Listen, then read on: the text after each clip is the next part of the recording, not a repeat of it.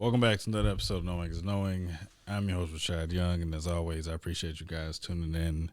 It's been a while. It's been a long time since I feel like I've done that introduction. Super glad to be back. Super appreciative of you guys being here. Always part of the journey. I feel like this is what episode 20, season 3. I don't know where I'm at anymore, but I'm super grateful, super excited to be a part of this and to get into the next stages of the life. And if you're new to the pod, make sure to subscribe to the podcast on your favorite audio platform. Make sure to subscribe to my YouTube channel at Rashad Young. Anything that you can do to support, I really do appreciate it. More interviews are coming soon. Got some super dope guests that are joining soon. Excited to talk to them, learn more about them, pick their brain, understand their life. All the things that I feel like are really important to understand us as people, human experience, and it's been good to just connect with people in a way that I don't think a year ago I would have imagined this what my life would have been. So I've been super appreciative. So this episode really is just like a catch up on what's been going on. I've been doing a lot of traveling lately. I've been having some opportunities to speak at some conferences, which I'm super grateful for. A lot of great opportunities to get myself out there. A lot of things that I feel like I spent a lot of years on just trying to get to that point in my life. And I think that's kind of what I want to talk about today was the two things really. The first one is understanding our timing as people. And the second one is navigating the ideology of revenge. And I know that sounds crazy when there's two different parallels, but it'll make sense in a bit. And so, when I think about life, when I think about life itself, life is a nuance of moments. Time is a big thing that we like to emphasize. It's really important to us, and it's really important to be established in certain points of our life. A lot of our life is driven through time markers and experiences and moments where we feel that we have to accomplish things within certain time frames, within certain systems. We feel like we have to have everything figured out by a certain time. We feel this urge to really, I don't know. Time is time is complex. I think the older I'm becoming, the more I'm realizing like how quick a lot of these moments are getting here, and the other part is too is like how much time is in between that I feel like I've either wasted or I've spent time worrying about things that just haven't truly happened. If you've noticed over the past couple of weeks, I've emphasized this new shift and turning 30 and what my life will look like turning 30 and all those different things. And I think that really is the truth that there's a switch like that clicks in your brain. I feel like if you're watching this and you've hit the point in your life where you're 30, you're 40, you're 50, there's like certain things just make more sense. Certain things really sit with you differently. And I made a joke on TikTok where it went viral, which I thought was pretty cool. It went viral where I was essentially, saying that once you turn 30, you pretty much erase everything that happens. And the truth is like you can't really live your life like that. I've said that before. All those things are parts of your life. All those things are experiences that help you navigate and move forward. And those things are often just using as tool points and lessons into really establishing who you are as a person, to become a better person, to become more of self-aware, hungry, driven, determined individual. And I think the funniest thing that I'm really realizing, especially as I've done these conferences over the past couple of weeks, is like a lot of those things I've been urging for years. Like that's something that I wanted. I wanted to speak at a conference. I wanted to get in front of stages and speak in front of people. And if I'm being honest, I think if I did this 2 or 3 years ago, I don't know if I'm as prepared. I don't know if I'm as confident. It is something about rushing to these different time markers or desires where you learn that we're not truly capable of understanding the moment.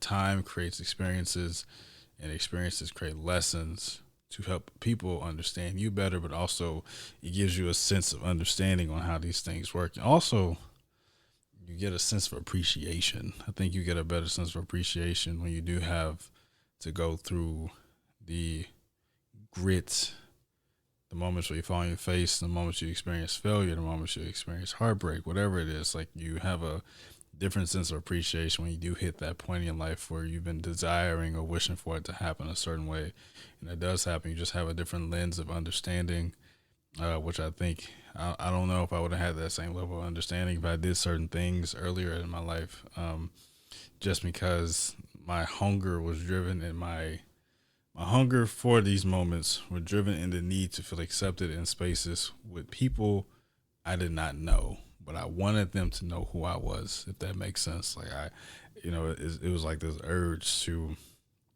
be seen, to be valued through strangers. So weird, if that makes sense. Like, the need to be seen and valued through strangers. External validation, I talk about it all the time. It's one of the driving forces in our human experience, but it's also one of our biggest detriments in our human experience. The need to feel accepted by those that we don't necessarily know. It is a counteracting balance that I feel harms us more as people than it helps us. The need to prove people wrong when they've doubted you, while it's great in the moment, when you think about it, when that moment happens, what did you get from it? Do you still feel fulfilled when you accomplish something based off those who have doubted you? In that moment, yes, I would come to question and argue that most people do not feel fulfilled when they're doing things in response to those who have done this, doubted you, they've hurt you, whatever. A lot of the content that I see today, and I don't know what's going on with my algorithm, but a lot of the content that I see today is really driven on the notion of making those feel you, making those feel the pain that they gave you. Right? It's the feeling of revenge. It's the feeling of making those people bite the words or bite their actions or regret or overlook or whatever. Like, you want them to feel what you felt in that moment. And, the biggest thing is that, doing that, again, the question becomes, what are we trying to solve when we do that? What are we trying to solve when we are doing things in response to getting revenge on others?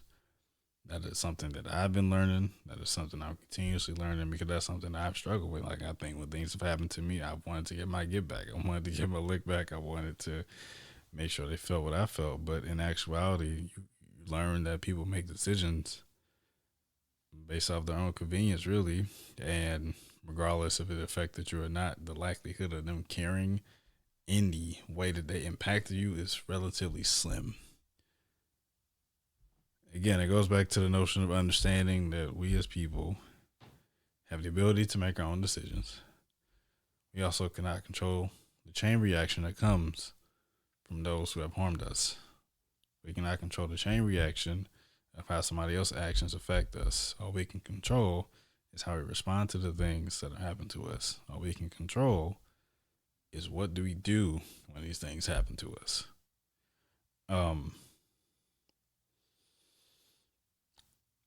I talk to many clients, and as we all kind of navigating this experience together, and we're navigating people's healing journeys, my own healing journey, I learned a lot of like themes in my life was centered around feeling betrayed, feeling misunderstood, feeling not valued, feeling worthless, feeling like I've had to work 2 or 3 times for others to feel like they can see my worth. And you start realizing that, those people, the decisions that they make isn't always a reflection of your worth as a person. Sometimes the decisions that they make or how they hurt you is how they actually feel about themselves. And to take it a step further, when you take out the lens of understanding, although it may hurt when you are experiencing those decisions and those actions by others, when you take out the lens that there's something that's going on with them and it's unfortunately affecting you, you have a sense of empathy, and then you also have a sense of understanding with self that these things that are happening to you are helping you understand yourself a bit better. Again, I think a lot of the opinions in our world today are driven through the notion of getting a get back or getting revenge or living in a state of anger. And the unfortunate truth is that your anger that we carry, the anger that we carry from others' actions, in hindsight, is harming you more than helping you. Anger is one of those weird emotions where it is hidden in disguise through other things such as pain, such as disappointment, form of grief. It is the anger to me is like a shell of ourselves and what we're truly feeling. It's no different than the egos that we carry. When something happens to us, the first thing we always say is, "How could this happen to me?" Or "Why would this person do this to me?" Or "How could they do this to me?" And then there's a reality that these things can happen to us. It can happen to you. It can be just because of you. And it doesn't necessarily mean anything in reflection of yourself. It is just a reminder that we are not immune to people making decisions that can harm us, just like we have made decisions that have harmed other people. I think we have to keep those things in perspective when certain things do happen to us. When something bad happens to us, sometimes I know it's hard to go back into that frame of thought. Think about the actions that we have done to other people. I can sit back and I can think of many things that I've done, whether it's been consciously or unconsciously. My actions in the past has probably hurt somebody else too. Whether I intentionally did it or not, it happened. They were affected by my actions. And the question, do you want to take it a step further? Did I feel remorse when I made those decisions? I cannot always honestly sit there and say that I did. Sometimes it was no remorse. Sometimes it wasn't any care. Sometimes it just was something I thought was best for myself. Now, within those experiences, within those decisions, I have learned to be more mindful, to be more understanding, to be more compassionate. But at the end of the day, I am sometimes going to make decisions that are going to be harmful to other people. I am a firm believer that decisions that we make can, although it can hurt people, if we go about it a certain way, there could be a level of respect where they can understand. What is always important is that self-preservation is always going to be the most important thing for an individual. Nobody is going to look out for the other person. You're going to look out for yourself first.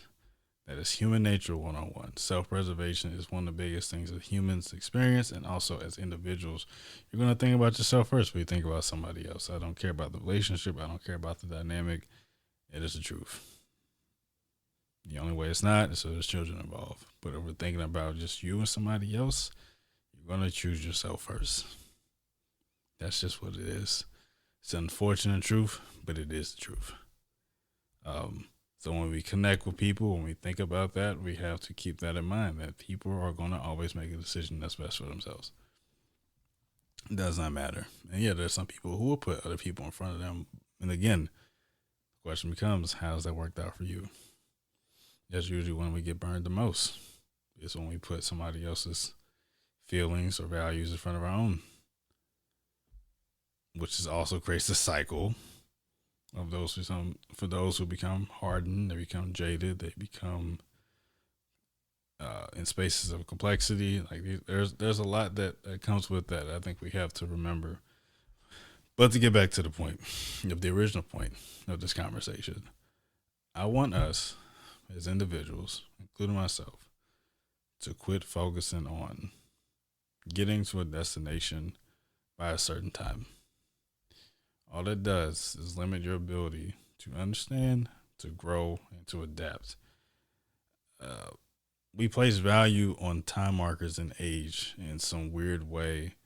And I think the hard part about that is the reminder that our life is finite. We have no control on the ability of the length of our life. Yes, we can control what we eat, diet, etc. But when it comes to our timing of situations that are going to happen, what's going to happen, we have no control over that. So when we put value in time markers and in ages, we are diminishing the ability to live in the fullness of, we're diminishing the ability to live as full as we can in life. If you don't get married by 30, it's not the end of the world.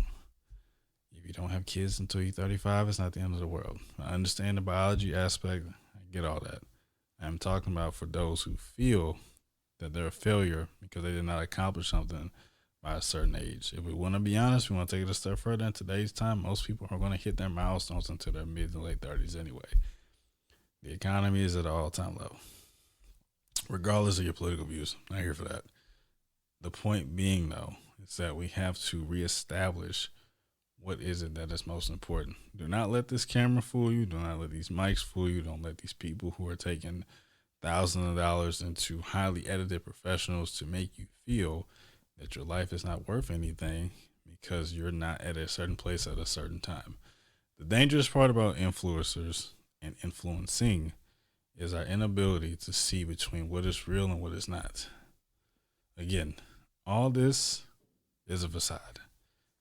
It is highlight reels. Even me, sitting on this chair and this mic, I am telling you, these things are just my opinion. It does not have to be factual. It is not law. Take your own experiences, your own thoughts, and make your own actions. It does not matter. I'm sure we're all inspired by somebody that is beautiful, that is great, but they're not living your life. And don't live your life through them as well. Challenge yourself on what is it that's important to you and try every day to accomplish that. That is what is most important. Don't go out of your way to prove yourself to someone who does not care about you, who does not know you. That does absolutely nothing. Take the time, take the energy, find your focus on what is it that's important to you and execute it because you are here in this moment today. The moment we stop trying to seek revenge, the moments we stop focusing on getting our get back, the moments we take all that anger and hatred out of our heart because of what people have done to us, the more fulfilled we will feel as people. The moment we stop focusing on time markers, the more fulfilled we will live in this life, the less pressure we'll feel on ourselves. We feel like we have to accomplish something by a certain time because all that is doing is adding unnecessary stress to your life, and it is also shortening your life. We have a problem. We have a fulfillment problem. Nobody's happy. But why is that? Why is nobody happy? Because we're trying to get to places that are sometimes unrealistic in our own life. There's people out there, in comparison to what we struggle about, we wish they had the same type of stress. The job that we hate, somebody wish they had that job. The marriage that you may not be happy in, somebody wish they had a marriage like that. Somebody to say they love them. It's all about perspective. That's all life is about. It's about perspective. It's not about what is right and wrong, what is good or bad. It's all about perspective. Perspective, value, time, and understanding. Point being, though, as I conclude, just be. Live your life. Be free. Let go of the pain. Drop the rocks in the bucket of all the people that have done you wrong, or that job you don't like, or that boss you don't care about, and just exist and try to be as happy, as fulfilled as possible. And that's all I got. All right. So anyways, I appreciate you guys. Make sure to subscribe to the pod on your favorite audio platform. Check me out on YouTube, and I'll see you guys soon. Till next time. Peace.